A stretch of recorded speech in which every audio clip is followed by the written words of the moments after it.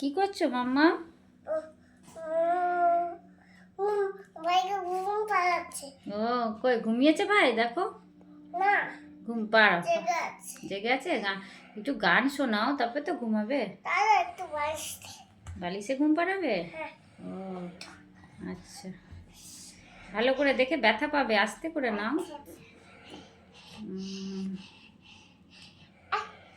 আসছে না। আসবে, ওই তো আসছে। হ্যাঁ